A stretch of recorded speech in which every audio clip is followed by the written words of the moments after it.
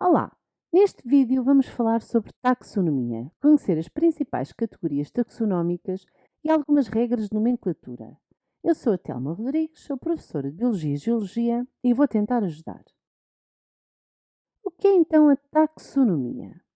A taxonomia é um ramo da sistemática que se dedica à classificação, identificação e atribuição de nomes aos grupos de seres vivos. A classificação dos seres vivos teve um impulso significativo no século XVIII com Linneu. Linneu foi um botânico, zoólogo e médico sueco, criador da nomenclatura binominal e de uma hierarquia de classificação científica, sendo assim considerado o pai da taxonomia moderna.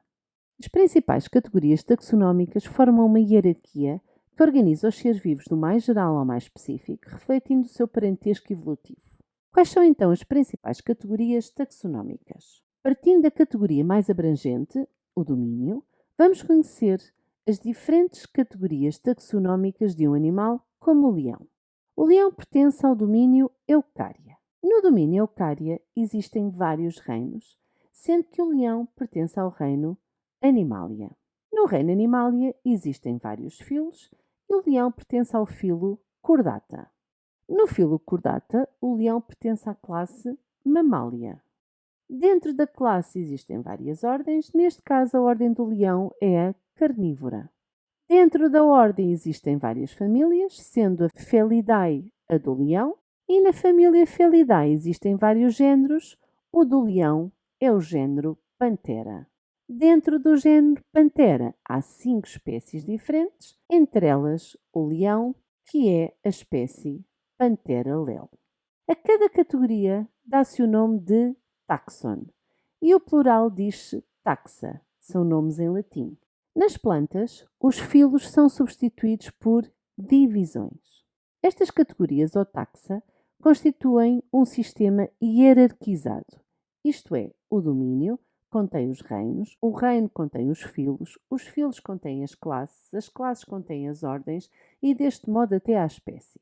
Podem considerar-se também grupos intermédios aos taxa principais, utilizando os prefixos super, sub e infra, como por exemplo o subfilo dos vertebrados. Uma mnemónica que se pode utilizar para aprender os diferentes taxa é a frase: o rei Felipe casou ontem a filha do general de Espanha, sendo que as primeiras letras correspondem à primeira letra do taxon. O rei corresponderá ao reino, Filipe ao filo, casou à classe, ontem ordem, filha família, general género e Espanha espécie. Apenas aqui na mnemónica não está representado o domínio, que já sabemos que é o taxon mais abrangente. Se virmos o género Panthera, existem 5 espécies diferentes: o leão, o leopardo das neves, o tigre e o jaguar. Estas espécies têm em comum todos os outros taxa, desde o género até ao reino. Os seres vivos são tão mais próximos quanto maior for o número de taxa comuns a que pertencem. As espécies que pertencem ao género Panthera apenas diferem na espécie, porque todos os outros taxa eles têm em comum. À medida que progredimos do domínio para a espécie, o número de indivíduos por taxon vai diminuindo e o grau de semelhanças vai sendo cada vez maior. O domínio é, pois, o taxon mais abrangente e com maior diversidade de organismos, e a espécie é aquela que possui menos organismos, mas aqueles em que os organismos são mais semelhantes entre si. A espécie é a base da classificação e é o único agrupamento natural. Isto quer dizer que a espécie é o único nível taxonómico que existe realmente na natureza e serve como fundação para toda a hierarquia taxonómica. Esta ideia baseia-se no conceito biológico de espécie, em que a espécie é um conjunto de indivíduos que partilham o mesmo fundo genético, morfologicamente semelhantes e que podem cruzar-se entre si, originando descendentes férteis. Como se escreve o nome científico de uma espécie? As principais regras de nomenclatura seguem os princípios propostos por Linneu. Na designação científica, os nomes são sempre em latim. Os nomes científicos escrevem-se em itálico. Quando o texto é manuscrito, esses são sublinhados.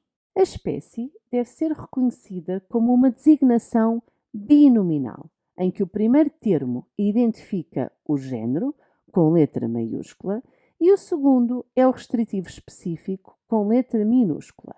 O restritivo específico, quando descrito isoladamente, não tem qualquer significado.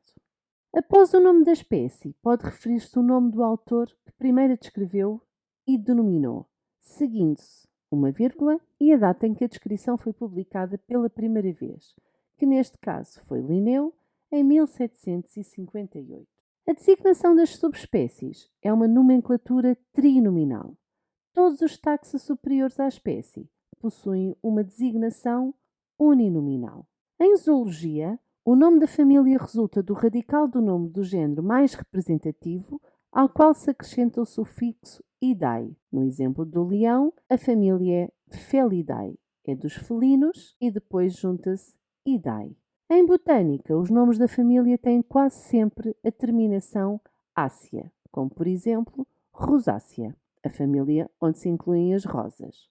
A existência de regras de nomenclatura a nível mundial, pela existência de um Código Internacional de Nomenclatura Botânica e um Código Internacional de Nomenclatura Zoológica, permite que em qualquer parte do mundo se identifique facilmente não só o ser vivo, mas também o grupo taxonómico a que este pertence, existindo assim uma universalidade.